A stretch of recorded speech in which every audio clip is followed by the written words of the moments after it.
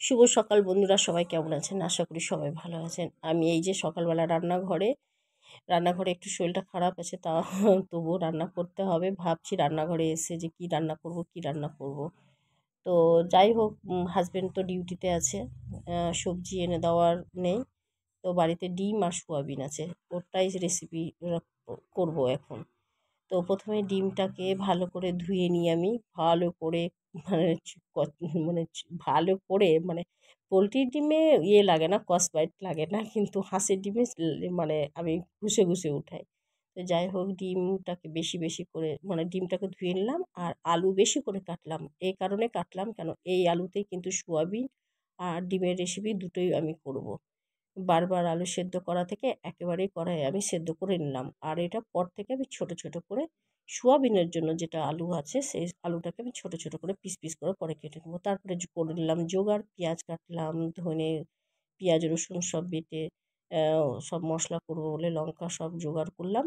আর সজনা ছিল, সজনাটাকে ভাজবো সরষা ফোড়ন দিয়ে। আর এদিকে সোয়াবিনটাকে বসিয়ে দিয়েছি কড়াইয়ে, সেই সোয়াবিনটা একটু ভাপানো হচ্ছে। আর কিছু আলু কেটেছি, ওটা ডিমের জন্য, আর কিছু আলু দিয়ে রেখে দিলাম ওটা সোয়াবিনের জন্য। তো যাই হোক, ওটা করার পরে কিছুটা এখানে 3টে পেঁয়াজ কাটা আছে, হাফ পেঁয়াজ আমি কিন্তু দিয়ে দিলাম এটা সোয়াবিনের রেসিপিতে। আর আগেই সোয়াবিনের আমি আলুটাকে ভেজে থালাতে রাখলাম, কেননা যে ওটাতে ভেজে না করলে ভালো লাগে না সোয়াবিনের সবজি। তো ওটা ভেজে রেখে দেওয়ার পরে মশলাটাকে ভালো করে কষলাম। কষে নিয়ে যেটা আমি আলু আর সোয়াবিন যেটা আছে ভালো করে কষে নিয়ে ওটার মধ্যে দিয়ে দিতে হবে। এবার ওটা কড়াইয়ে ওটাও ভালো মতন কষতে হবে, আলু আর সোয়াবিনটাকে ভালো করে কষতে হবে, যাতে এর রসুনের গন্ধ না হয়। কেউ রসুন না দিলেও হয়, কিন্তু আমি দিই রসুন। রসুনটা দিলে আমার ভালোই লাগে খেতে। তো একটু তেলও দিলাম, দিয়ে না আমার না একটু গলা বসা বসা, ওই জন্য কথাই বলতে পারছি না, এত ঠান্ডা লেগেছে। এবার আলুটাকেও দিয়ে দিলাম, আলু দিয়ে বেশ ভালো করে কষে আর এটার মধ্যে জল দিয়ে দিতে হবে। আর এটা রেসিপি হয়ে গেল, যে কষা হয়ে গেল মানে রেসিপি হয়ে গেল।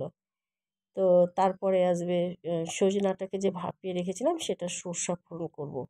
কড়াইয়ে একটু তেল দিলাম, আর সজনাটাকে দিয়ে দিলাম, দিয়ে একটু ভালো করে ভেজে। আর সজনাটাকে কিন্তু হলুদ আর লবণ দিয়ে কিন্তু সেদ্ধ করতে হবে, তাহলেই কিন্তু ভাজাটা ভালো লাগবে, না তো ভালো লাগবে না।